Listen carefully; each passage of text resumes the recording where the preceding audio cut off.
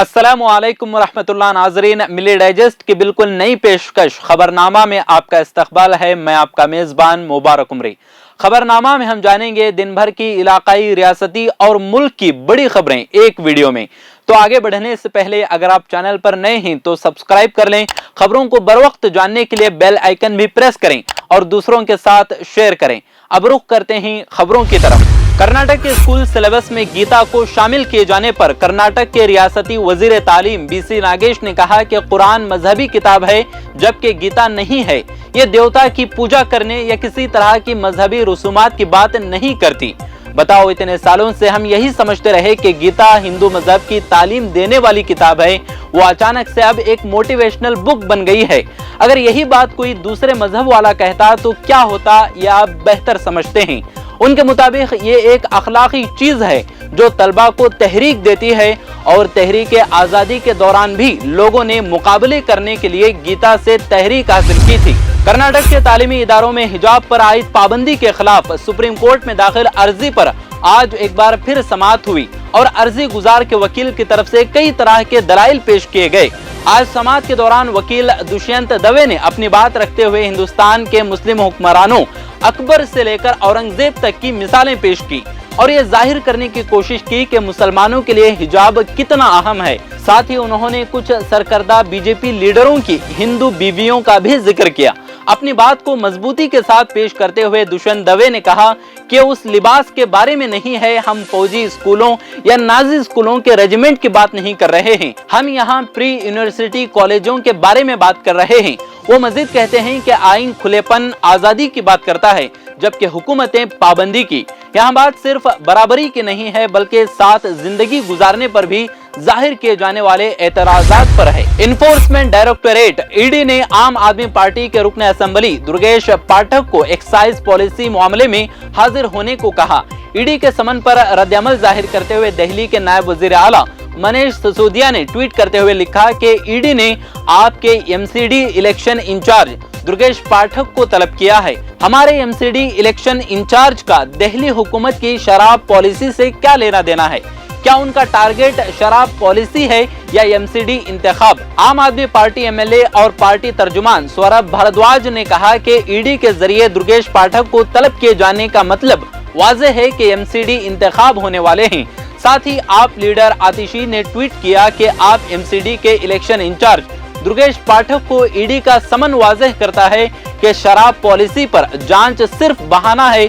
Mister Kejriwal का बढ़ता सियासी ग्राफ ही असल निशाना है। यूपी की योगी हुकूमत रियासत के मदारिस के बाद अब वक्फ बोर्ड की जायदादों का भी सर्वे करवाएगी।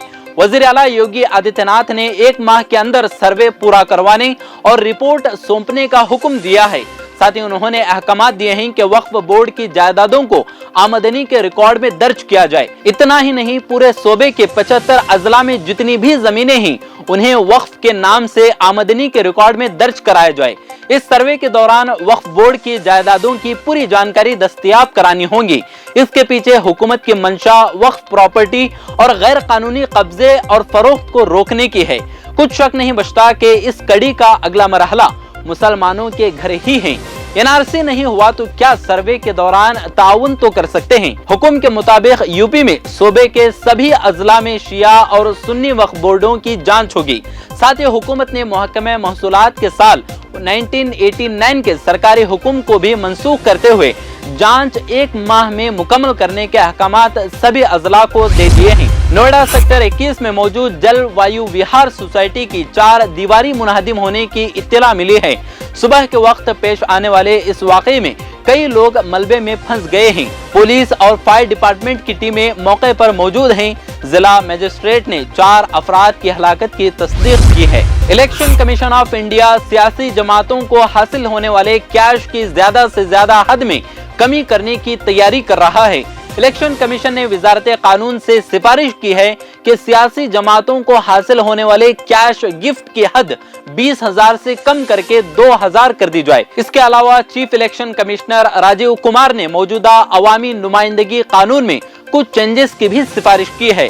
इलेक्शन कमीशन की इन सिफारिशात का मकसद सियासी जमातों को अतियात देने के अमल को बेहतर बनाना, शफाफियत लाना और इंतखाबात में किस्मत आजमाई करने वाले उम्मीदवारों की जानिब से किए गए अखराजात के बारे में दुरुस्त मालूमात हासिल करना है।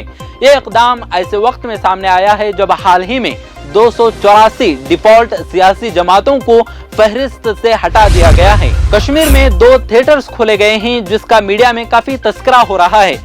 लेफ्टिनेंट गवर्नर मनोज सिन्हा ने जिला पुलवामा और शोपियान में उन सिनेमा घरों का इफ्तिताह किया था। कश्मीर में 80s के दौर में कई सिनेमा घरों में फिल्मों की नुमाइश होती थी, लेकिन अलाहिदगी पसंदों की तहरीक और शोरिश के सबब सन 1990 तक तकरीबन तमाम थिएटर बंद कर दिए गए थे।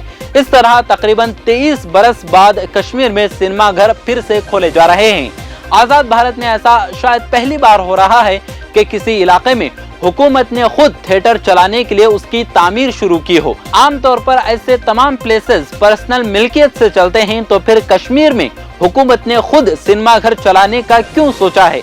ये दरअसल बॉलीवुड को उन इलाकों तक पहुंचाने की एक कोशिश है, और ये भी कि उसमें हुब्बुल वतनी और कौम परस्ताना कहानियों पर मबनी फिल्में दिखाने की कोशिश होगी, जिसमें मिशन कश्मीर, याडी और कश्मीर फाइल्स जैसी फिल्में शामिल हैं। केरला के गवर्नर आरिफ मोहम्मद खान ने त्रिशूर में आरएसएस सरबराह मोहन भागवत के साथ अपनी हालिया मुलाकात को दुरुस्त करार दिया है। एक प्रेस कॉन्फ्रेंस से खिताब करते हुए गवर्नर ने कहा कि चूंकि आरएसएस मुल्क में ममनुआ तंजीम नहीं है, इसलिए उसके सरबराह से मुलाकात में कुछ भी गलत नहीं है। कहा कि आरएसएस के साथ मेरी वाबस्तगी 1986 से शाह बानो केस से शुरू हुई थी। आरएसएस ने उस मामले में मुसलसल मेरा साथ दिया। पहले कम्युनिस्ट चीफ मिनिस्टर EMS नमोदरी भी इस मामले में मेरी हिमायत की थी, लेकिन नमोदरी के बाद लेफ्ट विंग वालों ने अपना मौक़िफ़ बदल लिया और पर्सनल लॉ बोर्ड की हिमायत की। उन्होंने कहा कि लेफ्ट विंग के रवैये में तब्दीली के लिए उन्हें जिम्मेदार नहीं ठहराया जा सकता। आरिफ मोहम्मद खान ने वाज़ेह किया कि अगर वो दोबारा यहाँ आते हैं तो मैं उनसे दोबारा मुलाकात करूंगा। इसमें क्या गलत है? कई राजभवनों में ऐसे लोग हैं जो खुलेआम और सरकारी तौर पर आरएसएस से जुड़े हुए हैं। साबिक वज़ीर आज़म अटल बिहारी वाजपेयी ने कहा था कि वो पहले स्वयं सेवक थे।